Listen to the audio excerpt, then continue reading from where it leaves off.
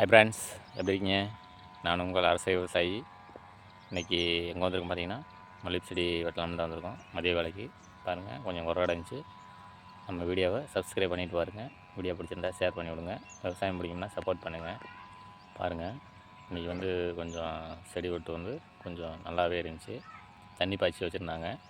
அதனால் வந்து கொஞ்சம் சீக்கிரமாகவே வேலை முடிஞ்சிருச்சு. பாருங்கள் எப்படின்னு காட்டுறேன்.